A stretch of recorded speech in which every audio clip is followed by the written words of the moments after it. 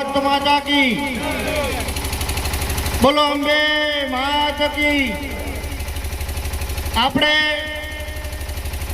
આ મા જગદંબાના ધામમાં જે આજે સર્વ સમાજના વડીલો આગેવાનો યુવાનો જે મળ્યા છીએ એ આપણો સાનો પ્રશ્ન છે। આપણે કહીએ છીએ કે દીકરી એ ઘરની આબરૂ છે। આપણી દીકરીને હાચવજો એ આપણી આબરૂ છે। દીકરી ઘરેથી જાય તો મોટામાં મોટી આબરૂ ગઈ કેવરાય। એટલે મારી તો ગુજરાત સરકાર કેન્દ્રમાં બેઠેલી સરકાર ને ચીમકી હાથે એવી ધારદાર રજૂઆત છે દરેક સર્વ સમાજના સાથે યુવાનો અને વડીલોને દરેક સમાજના નેતાઓ હોય એમને વિનંતી છે કે આ મૈત્રી કરાર સખતપણે નાબૂદ થવો જોઈએ।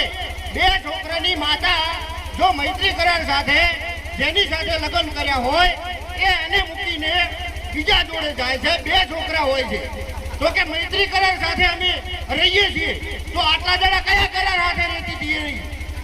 કયા કરાર હતા આટલી ઘડી જે આખો સમાજ ભેગો કરી અને એને રંગે સંગે મા બાપોએ એટલા આનંદથી કે અમારા ઘરનો અવસર સારી રીતે કરી અને મારી દીકરીને એના સાસરે હોય છે તો આવા તત્વો જે રખડતા હોય છે એના સંપર્કમાં આવી બે સંતાનો પડતા મૂકીને મૈત્રી કરાર પોલીસ સ્ટેશનમાં જઈએ।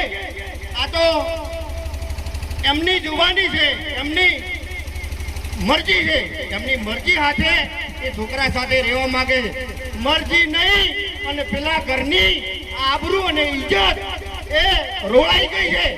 એક ઇજ્જત તો માર્યો આજ બી એ મરવાના તત્પર તૈયાર થઈ જાય છે પણ પાછળ જુઓ છે ને તો આગળ બીજો પરિવારને સાચવીને બેઠો વ્યક્તિ હોય છે।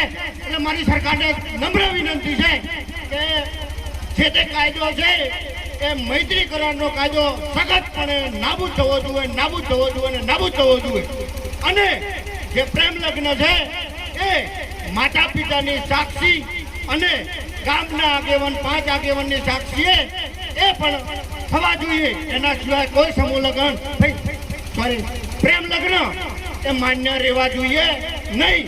એટલે દરેકે દરેક આગળ આવવું પડશે અને દરેકે દરેક આપણા ઘરની આબરૂ સાચવવા માટે દરેકને એકતા મેળવવી પડશે। બોલો ભારત માતા કી જય। આજની આ રેલીના સ્વરૂપે આપણે મામલતદાર શ્રીમાં આવેદન પત્ર આપવા જવાનું છે। એમાં આપણે મૈત્રી કરાર રદ કરાવવો અને પ્રેમ લગ્નમાં સુધારા વધારા કરી અને મા બાપની સંમતિથી આ પ્રેમ લગ્ન રહેવા જોઈએ। એના સિવાય કોઈ કાયદો ચાલશે નહીં।